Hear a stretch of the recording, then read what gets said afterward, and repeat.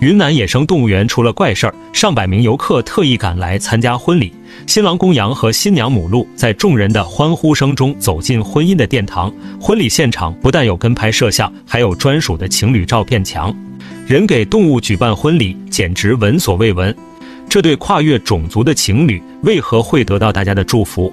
难道羊和鹿也能产崽吗？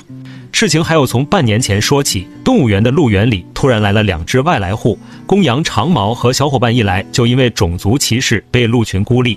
尽管年纪小还是单力薄，但长毛丝毫不怂，面对公鹿的欺负和霸凌，选择正面硬刚，几次大打出手，和鹿王打得不可开交。只有其中一只名为纯子的母鹿对长毛主动亲近。后来随着羊和鹿越长越大，羊群才逐渐被接纳。谁曾想和谐的日子没过几天就有出事了。眼看梅花鹿和绵羊都到了发情期，2只绵羊刚好是一公一母，自然而然交配产崽，很快就成了3口之家。可鹿群却让人十分发愁，由于比例不协调，母鹿少之又少。公鹿为了赢得交配权，时不时就上演世界大战，毕竟是关乎子孙后代的大事儿，一只比一只拼命，经常打得头破血流。果然在绝对的实力面前，真爱不值一提。几次下来，其中的一只终于打败了所有对手，成为族群的新晋鹿王。鹿王一上位就盯上了爱慕已久的母鹿纯子，谁曾想刚要下手，长毛却不乐意了。云南动物园公羊爱上母鹿，为了交配和鹿王拼命，究竟是公羊劈了腿，还是母鹿出了轨？起初羊群一家3口团圆美满，公鹿经过一路过关斩将，也如愿坐上了鹿王宝座。谁曾想平静的生活被一场大战彻底打破。一天清晨，鹿王正向女神纯子求爱，公羊长毛突然发狂，向鹿王发起挑战。时隔已久的羊鹿大战突然爆发，连工作人员都赶来围观。大家做梦也没想到，梅花鹿竟然成了绵羊的手下败将。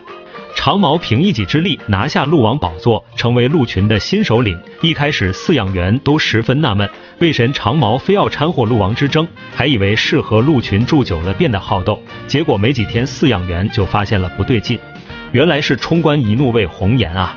自从长毛成为鹿王后，母鹿纯子就成了长毛的小跟班。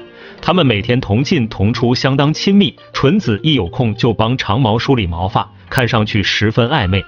饲养员知道纯子一向对羊群友善，还安慰自己他们只是友情。结果一大早起来就看见了不忍直视的画面。长毛原来早有企图，尽管已经和母羊交配生子，但一直对母鹿另有所图，所以才和公鹿拼命大战。消息一出，所有人哭笑不得，花心公羊让人不知所措。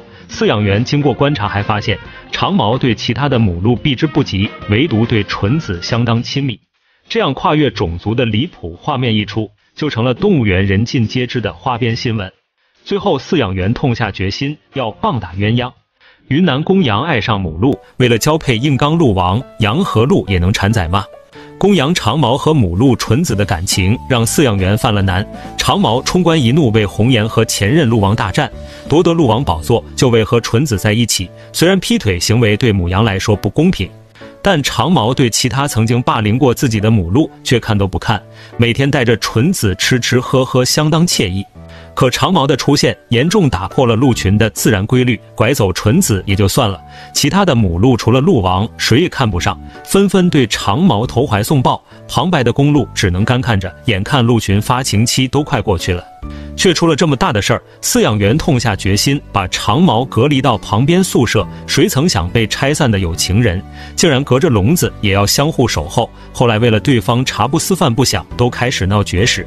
接连几天过去，饲养员实在于心不忍，又把长毛放回了从小长大的族群。